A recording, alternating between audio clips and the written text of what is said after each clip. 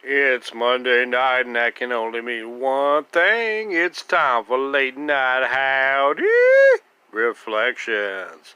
And on this episode, we're focusing on Nikki Cross, who they ain't calling Nikki Cross. They're just calling it that weird witch-like creature. But we know it's you, Nikki. We saw you at the Whataburger. Interestingly enough, we actually did see Nikki Cross tonight without her mask, but it was kind of hard to tell, and no offense to her. She was just done heavily in white makeup with black circles around her eyes, kind of reminding me of the Sister Abigail puppet from the Firefly Funhouse. But it also kind of reminded me of that time that a lot of fans probably would have rather forget when Bray Wyatt was turning into Sister Abigail for a couple of promos when he had that feud with Finn Balor and he had the veil over his face, black circles around his eyes, and heavily done in white powdery makeup. Kind of reminded me of that, so that seems to be the manifestation of Sister Abigail.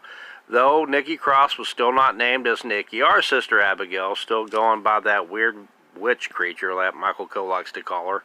And Uncle Howdy, which we pretty much assume it's Uncle Howdy doing the interviews, did all the talking. Sister Abigail, a.k.a. Nikki Cross, a.k.a. that weird witch creature, didn't say a single word. All she did after the interview was scream. I've got that effect on women too, Howdy. Uncle Howdy now is the therapist, I believe. Early on, when the QR codes were being showed, he was seen talking to that blonde therapist. Now it's like he's kind of absorbed her personality, and now he's been doing the talking. Of course, we haven't seen him talking to Nikki Cross or seen him talking last week to Eric Rowan. We just assumed it was him, but it would make a lot of sense to me since it was Uncle Howdy talking to his alter ego, Bo Dallas, a couple of weeks ago. And Uncle Howdy was telling Nikki Cross that she's been lied to, that she's been overlooked. But who has she been lied to by? The fans? Her friends? Possibly the WWE office? They've overlooked her, and she was pretty much out of action for over a year. Not seen, not heard of, just wandering around in a haze.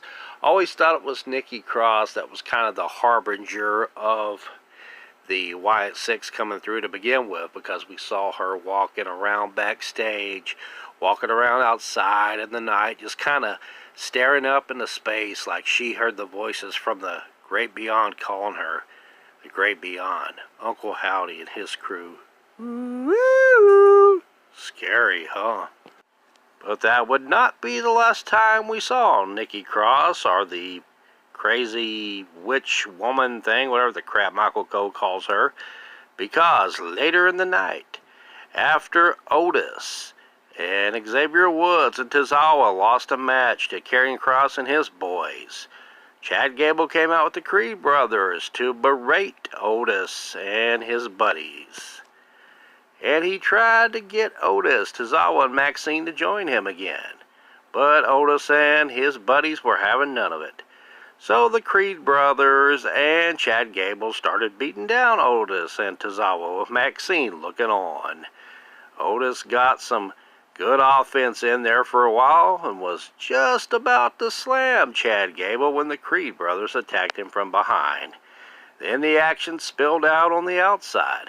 And just as the Creed brothers were about to use chairs, the lights went down, and out came Wyatt Six.